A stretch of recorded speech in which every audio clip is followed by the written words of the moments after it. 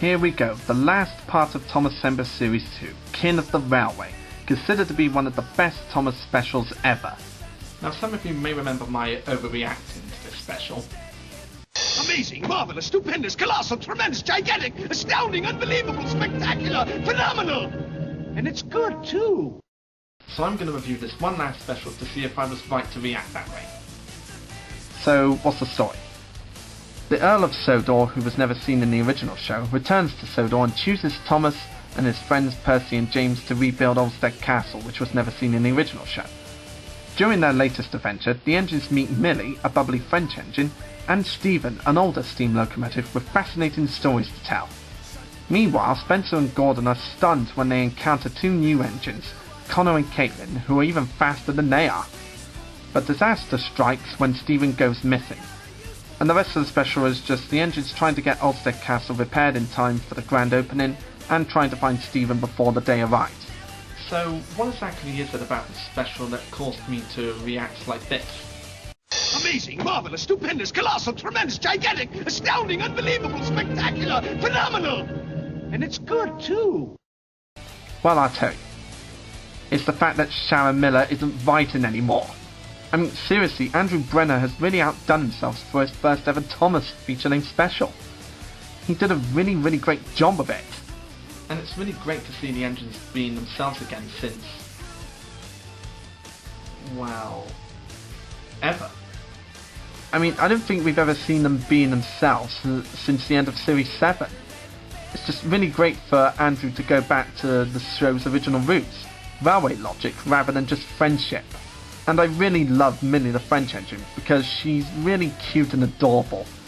And she has that adorable little giggle. And by the way, did you know that was Tallulah with 3 L's and an H doing her voice?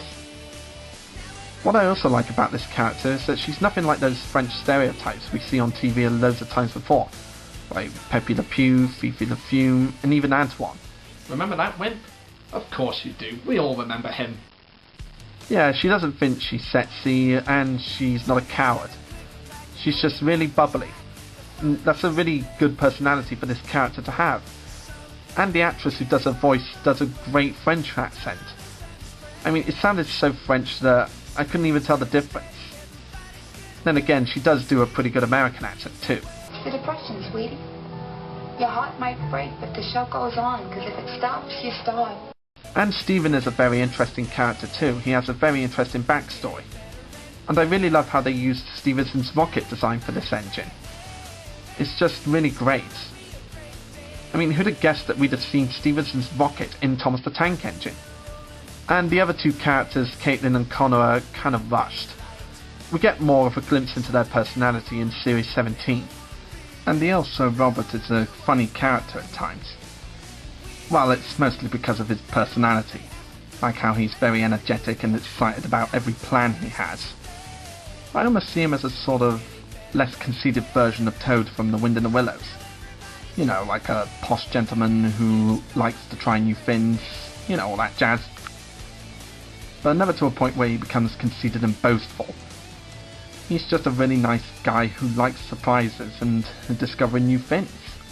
And once again, Rosie makes a cameo, but in my opinion, Rosie should have a big part in one of the Thomas specials.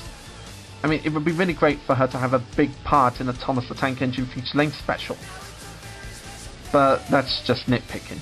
And speaking of nitpicks, it's really nice to have the Troublesome Trucks talking again, but I really wish that they still had their monkey giggle from Series 2 to Series 7. I mean, it would just seem more nostalgic to us Thomas fans. And another nitpick I have is an animation error when Spencer first arrives on the island. Well, it's mostly with his nameplate missing out his name. But then again, it was the first time they used the new CGI, and I don't really hold it against them for that. Yeah, it was just the first time they used the new CGI. And that welcome they had at Knapford Stations for Sir Robert was pretty nice. But did the brass band really have to do the engine roll call music? I mean, it seriously would have been better off if they just did Michael Donner and Junior Campbell's original theme.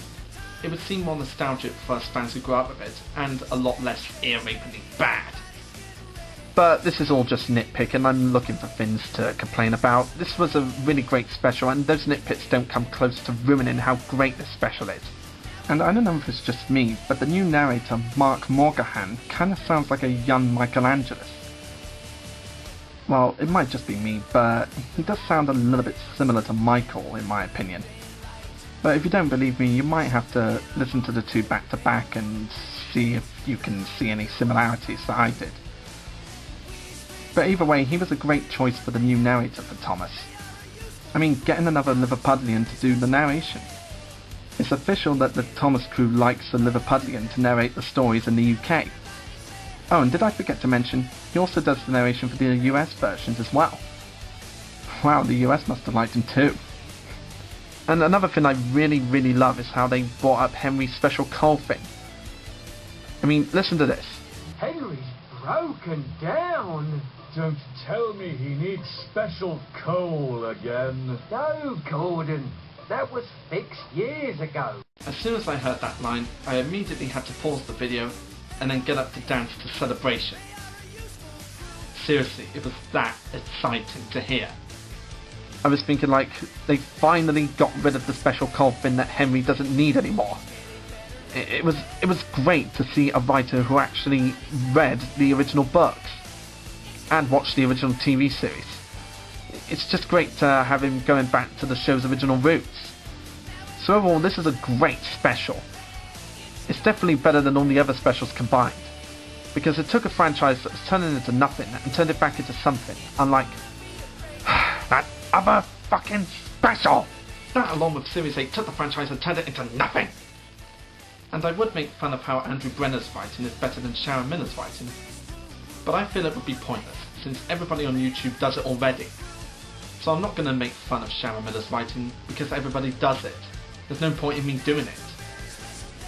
So enough of me yapping. Long story short, King of the Valley is the best special ever.